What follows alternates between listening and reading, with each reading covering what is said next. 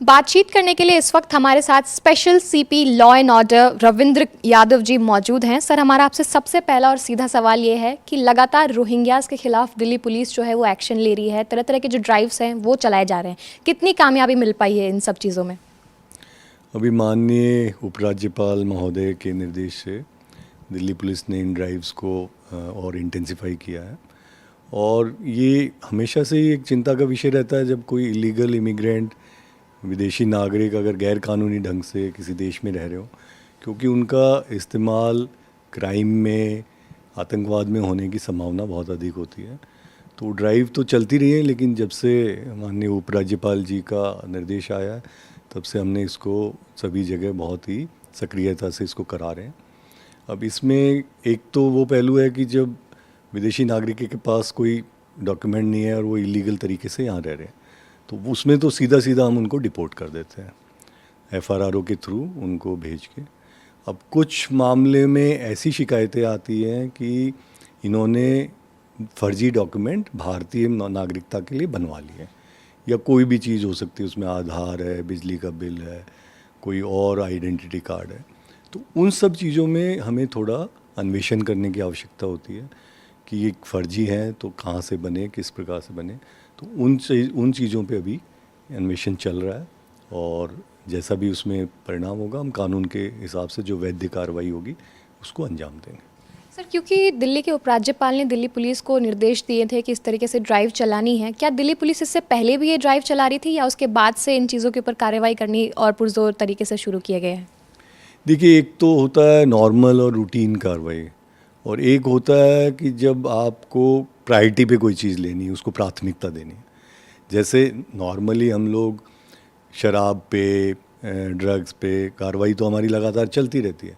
लेकिन जब जैसे चुनाव आ रहा है तो चुनाव में बहुत सारी चीज़ें ऐसी हैं जिस पे बहुत ही स्पेसिफिकली और बहुत ही तेज़ी से कार्रवाई होती है। जैसे नॉन बेलेबल वारंट्स हैं, सबको एग्जीक्यूट करने होते हैं। प्रोक्लेम्ड ऑफेंडर्स हैं, उनके ऊपर स्पेशल टीम्स लगा के उनको करना होता है। फ्लाइंग स्क्वाड्स बनते हैं, स्टैटिक सर्विलेंस स्क्वाड्स हैं, बॉर्डर को सील किया जाता है, और सारे जो क्रिमिनल्स हैं उनको बाउंड डाउन किया जाता है कि वो चुनाव में किसी प्रकार की समस्या ना करें, कोई बदमाशी ना करें। तो इस सारे को देखते हुए जो चुनाव का माहौल है और 26 जनवरी भी आ रही है, इन सभी ड्राइव्स को बहुत ही स्पेशल तरीके से कराया जा रहा है। हमारी फोर्स की सब छुट्टी वगैरह बंद है, और क्योंकि चुनौती बड़ी है, दोनों चीज़ें एक साथ हो रही हैं, तो इसमें ऊपर से हम लोग भी मॉनिटर कर रहे हैं, नीचे ग्राउंड लेवल पे भी हर सिपाही अपने दमखम से बिना किसी अवकाश के लगातार मेहनत कर रहे हैं। तो उस हिसाब से मैं कहूँगा कि ये थोड़ी सी स्पेशल ड्राइव है इन दोनों चुनौतियों को देखते हुए। सर, क्योंकि चुनाव आ रहे हैं तो तमाम राजनीतिक दल जो है वो एक दूसरे के ऊपर आरोप लगा रहे हैं कि जो भी इलीगल इमिग्रेंट्स आते हैं उनको बसाने में उन लोग में से किसी का हाथ होता है। क्योंकि दिल्ली पुलिस इन सब चीज़ों को लेकर के इन्वेस्टिगेशन कर रही है, क्या कभी इस तरीके के लिंक्स निकले हैं कि किसी भी पॉलिटिकल पार्टी का इलीगल इमिग्रेंट्स को वहाँ पर बसाने में हाथ रहा हो, या फिर जैसे कि आपने बोला कि फेक डॉक्यूमेंटेशन जो है वो लेकर के इलीगल इमिग्रेंट्स यहाँ पर आते हैं, क्या उनके फेक डॉक्यूमेंट्स में से जो वोटर ID कार्ड है उसका इस्तेमाल कभी दिल्ली में वोट देने के लिए किया गया है? देखिए, जैसा मैंने पहले कहा कि ये जो राजनीतिक पहलू हैं इस पे मैं टिप्पणी नहीं करना चाहूँगा, और ख़ास तौर पे इस मामले में जिसमें अभी अन्वेषण चल रहा है। चूँकि अन्वेषण चल रहा है इसलिए इसमें अभी कोई भी बात कहना मुमकिन नहीं है और मुनासिब भी नहीं। सर, क्योंकि दिल्ली चुनाव आने वाले हैं और साथ ही साथ रिपब्लिक डे भी मनाया जाने वाला है अभी इस वक्त, तो किस तरीके से दिल्ली पुलिस दोनों ही चीज़ों को लेकर के प्रिपेयर्ड है इस बार? हाँ, इसमें तैयारियां चल रही हैं, और मेरे को लगता है कि अभी हमने लोकसभा चुनाव कराए थे सक्षमता से और सफलतापूर्वक, कोई ऐसी दिक्कत नहीं आई थी। अभी विधानसभा चुनाव में थोड़ी सरगर्मी ज़्यादा होती है लोकल इलेक्शंस में, और इसलिए हमारे को भी थोड़ी ज़्यादा मुस्तैदी करनी पड़ेगी। चैलेंज जो है, चुनौती जो है वो ये है कि जिस समय 26 जनवरी का आयोजन किया जा रहा है, गणतंत्र दिवस के जो परेड और ये सारे सेलिब्रेशंस हैं, ये भी दिल्ली पुलिस को ही हैंडल करने हैं। उसी समय जो चुनाव की प्रक्रिया है, कैंपेनिंग है, कन्वेंसिंग है, वो भी पीक पे होगी। तो थोड़ा मैन पावर का हमारे पे वो रहेगा प्रेशर, क्योंकि ना हम किसी को अवकाश दे पाएंगे, ना किसी को बहुत ज़रूरी काम हो तो भी शायद छुट्टी ना दे पाएँ। तो वो ज़रूर चैलेंज है। उसके लिए गृह मंत्रालय की तरफ से हमारे को पैरामिलिट्री फोर्स और बाहर की जो पुलिस फोर्स हैं उनकी काफ़ी फोर्स मिली है, और कल भी काफ़ी कंपनीज आई हैं और भी हमने रिक्वेस्ट की हुई है, उसको रिक्वेस्ट को भी उन्होंने मान गए हैं। तो उससे हमें थोड़ा सा मदद रहेगा एरिया डोमिनेशन में, फ्लैग मार्चेस में, और जो ये धरपकड़ करनी है, चेकिंग करनी है, और चुनाव के समय कोई भी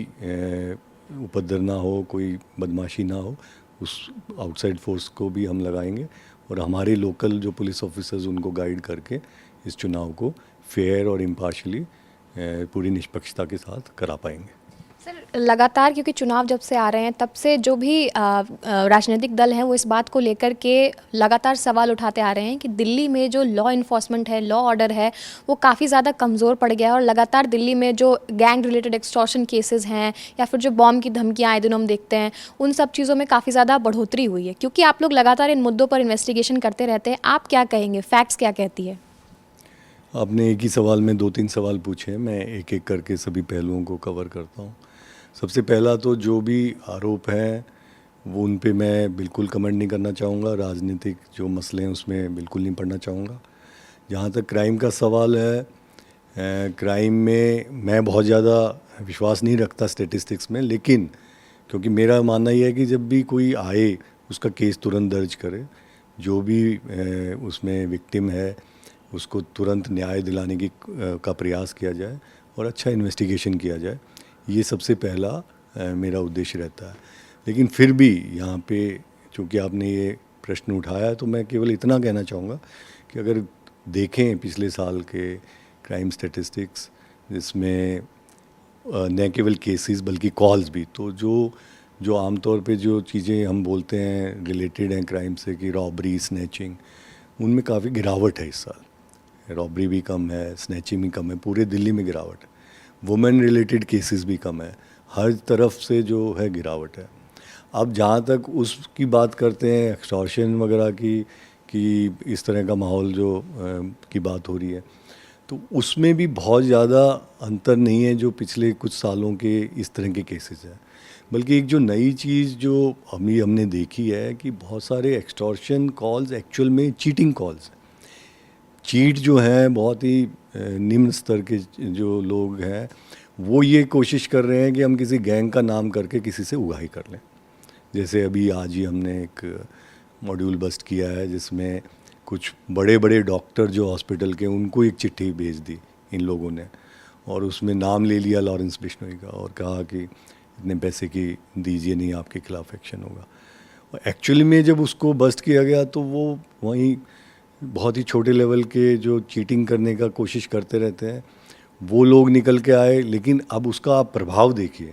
अगर इतने हॉस्पिटल्स को चिट्ठी गई है, इतने बड़े बड़े डॉक्टर्स को गई है, वो आपस में बात करेंगे, आपस में हॉस्पिटल में सब जगह पैनिक फैला, सारे पेशेंट्स भी घबराएंगे कि भाई डॉक्टर, इतने बड़े डॉक्टर साहब को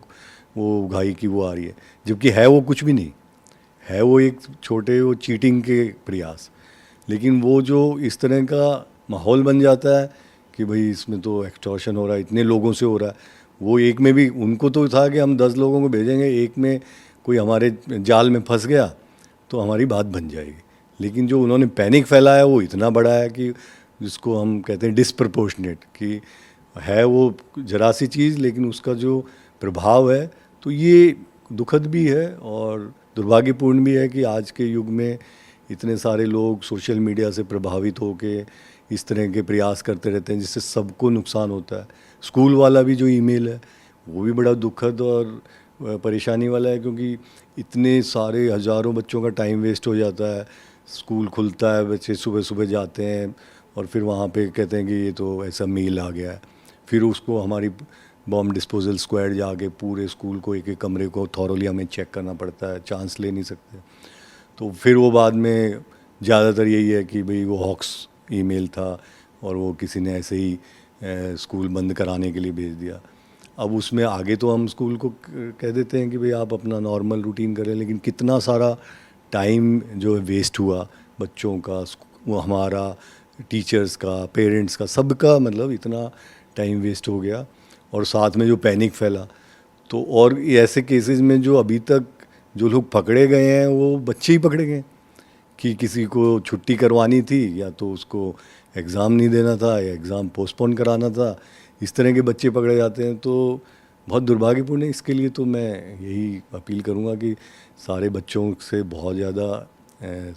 टीचर्स, पेरेंट्स सबको एंगेजमेंट करने की ज़रूरत है, उनको सही रास्ते पे लाएं, इन चीज़ों में ना पड़ें जो कि सनसनी फैलाने वाली चीज़ें उनके प्रभाव में ना आए और अच्छे रास्ते पे चलते हुए अपने पढ़ाई लिखाई अच्छे से करें, फिर अच्छे बिज़नेस करना हो, चाहे कोई प्रोफेशन करना हो उसमें जाएं। इन चीज़ों में ना पड़ें कि मैं ये गैंग से रिलेटेड बन जाऊं या गैंग उनको एक्सप्लॉइट करने लग जाए या ड्रग्स की तरफ चला जाऊं। तो इन सब की अवेयरनेस बहुत ज़रूरी है। साइबर क्राइम से भी बचें और साइबर क्राइम में दोनों तरह से बचें, खुद भी इन्वॉल्व ना हो और खुद विक्टिम भी ना बने कि कोई और जो सारी हिदायतें दिल्ली पुलिस बार बार जो अवेयरनेस प्रोग्राम चलाती है, हर मंडे को हम एजुकेशनल इंस्टीट्यूशंस में जाते हैं, सीनियर सिटीजन की भी मीटिंग करते हैं, मीडिया में भी आप लोगों के थ्रू माध्यम से बताते हैं कि ये चीज़ों की सावधानियाँ आवश्यक है। OTP शेयर नहीं करना है, सेफ पासवर्ड रखना है, उसके अलावा अपनी जो भी इलेक्ट्रॉनिक गैजेट्स हैं उनको कॉम्प्रोमाइज़ नहीं होने देना, किसी लालच में नहीं पड़ना कि ये स्कीम में आपकी लॉटरी लगी है और किसी भय में भी नहीं पड़ना कि आपको डिजिटल अरेस्ट हो गया। तो ये सब चीज़ें हम दोहराते रहते हैं ताकि,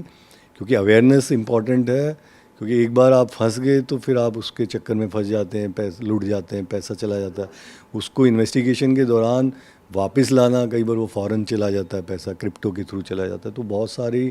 कॉम्प्लिकेशंस आ जाती हैं। तो सबसे पहले प्रिवेंशन इज़ बेटर, आप उसको अपने आप को सेफ रखिए, इन चीज़ों पे मत जाइए और इन चीज़ों से दूर रहिए। जहाँ पे भी कोई इस तरह का लालच देने की कोशिश करे उसके ट्रैप में मत फंसिए। बातचीत करने के लिए बहुत बहुत शुक्रिया सर। तो ये थे हमारे साथ special CP law and order, जिन्होंने साफ तौर पर कहा है कि दिल्ली पुलिस इस बार चुनावों को